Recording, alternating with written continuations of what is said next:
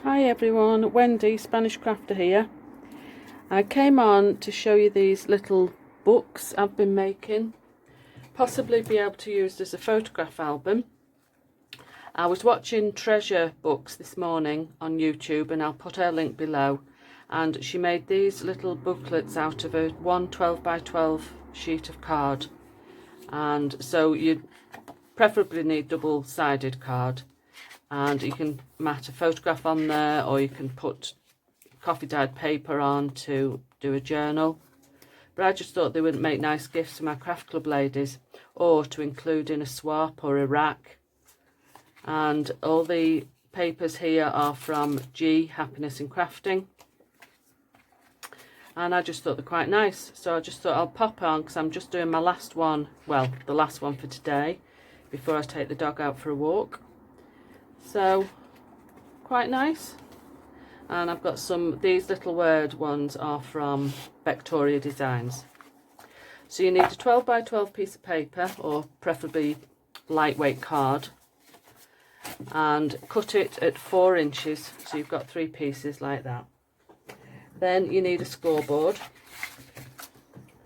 and I've since realised when I started these that this card tends to split a little bit.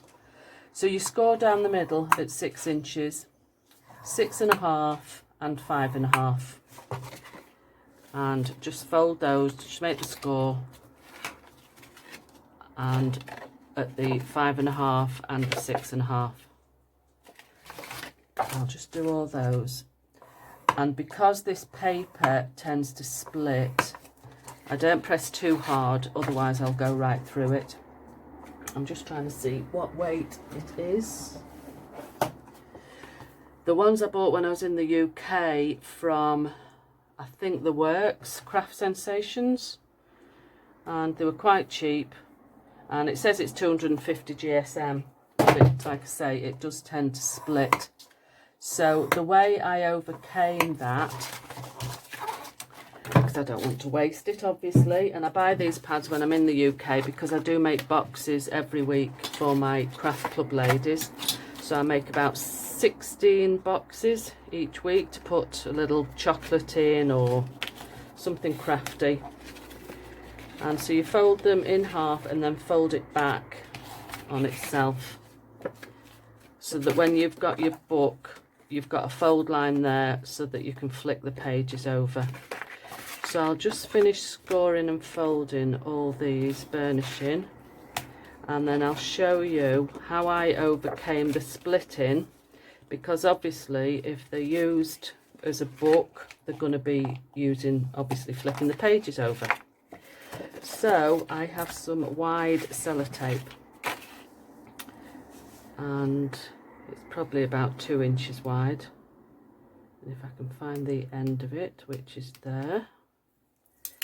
So I put a piece, excuse the noise, right over all the 3 score lines,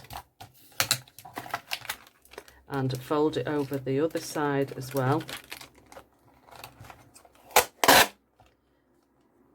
and fold it so that it meets on the other side, so that you've wrapped all the score lines in sellotape effectively. So in a way it's a bit like laminating it. And I burnish it all down, and I'll carry on doing all those 3. I'll probably cut this little bit out or fast forward, so if you're watching all this boring bit.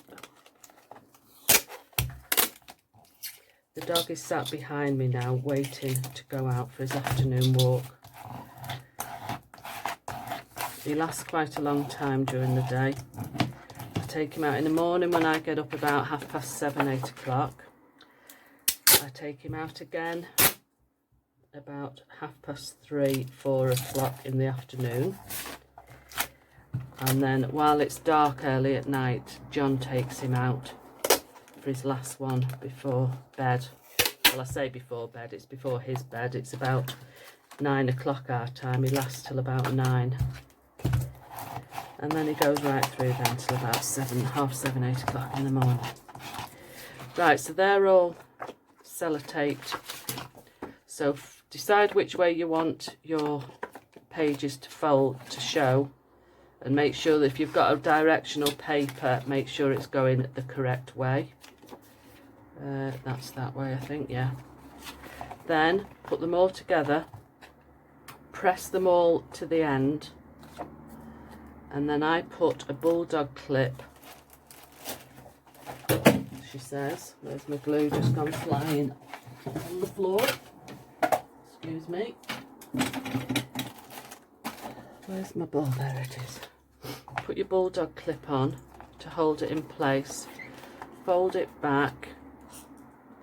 You want you as close together as possible. Then make sure that all the sides and edges are even. Then a metal ruler and your knife or a pair of scissors, whichever you prefer cutting with, and then cut the very end pieces off so that all the edges are even.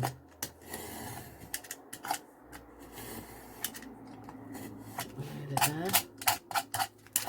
Just a little bit of a mess there, which I'll just edge off with the scissors. Perfect.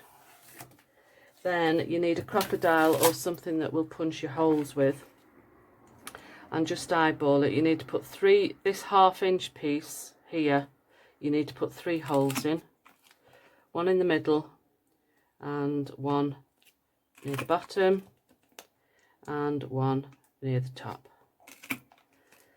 And then decide which ribbon or string or twine you prefer to use.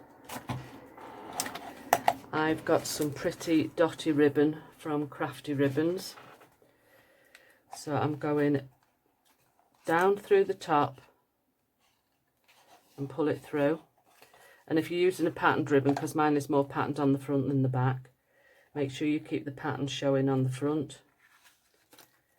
And poke it through.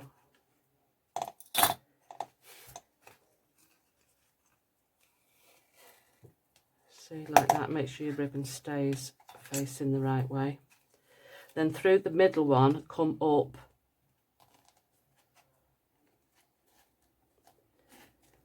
and bring the other one up, and then on the front you want to make sure that one piece comes either side of this. Yeah, pull it tight so that it holds your pages together.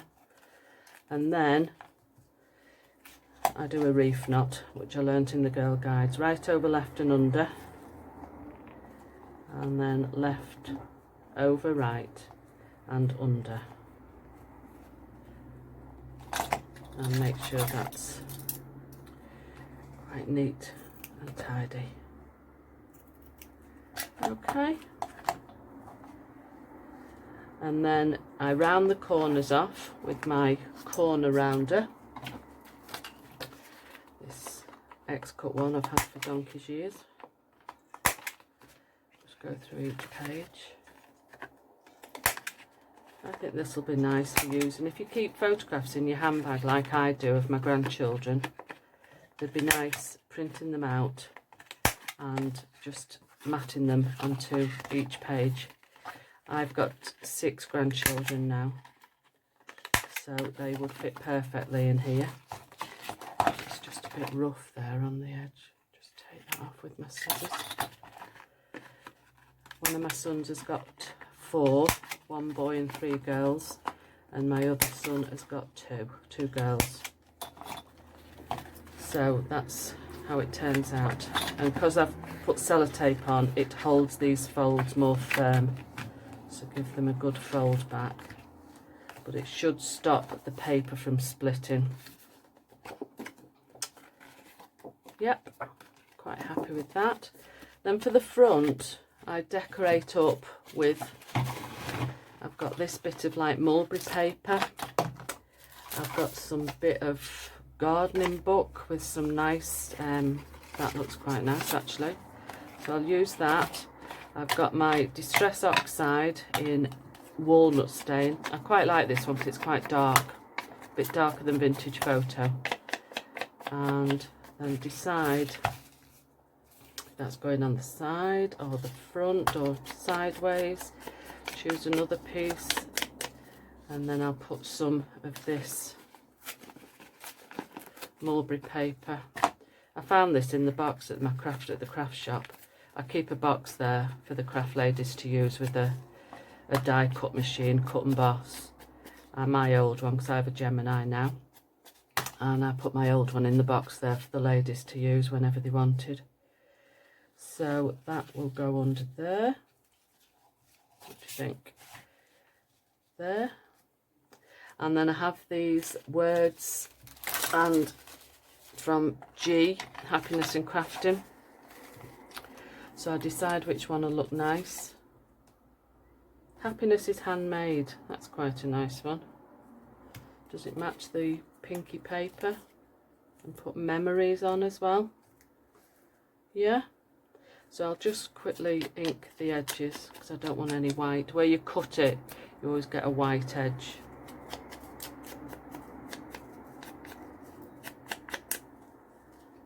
And then I think we'll rip that edge there to give it, make it all look the same.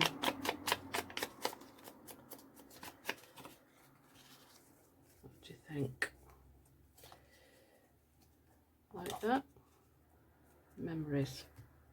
And then I'll get a couple of words from the Victoria Designs sheet. They just fill in some nice spaces. My glue's nearly empty.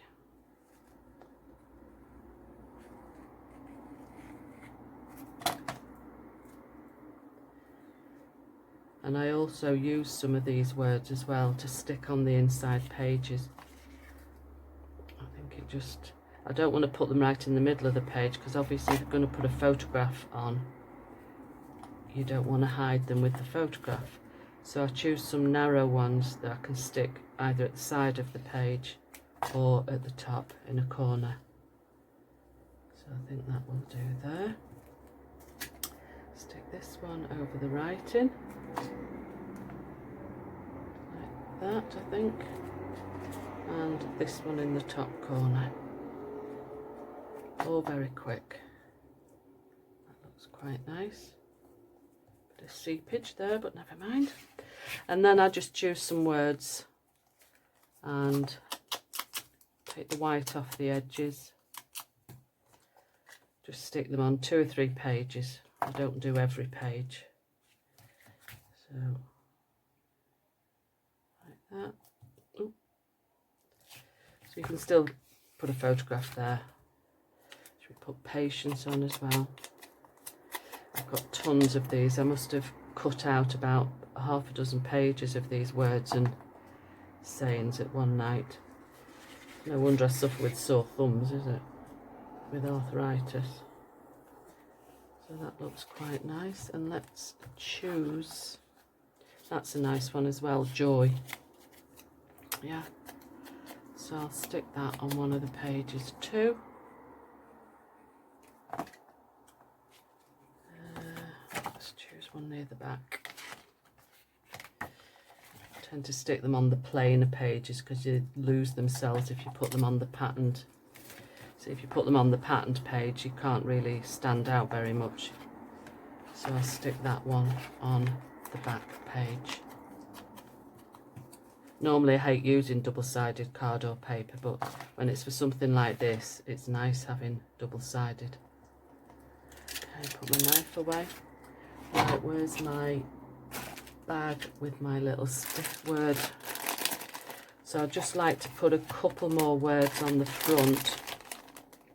Try and find something that's suitable. Why oh why? No, I don't think that is, do you? Let's have a look here. Dreaming. Stick that in the top corner there. Just take this edges off. A bit of glue. And I'll just put that there. Okay. What do you think?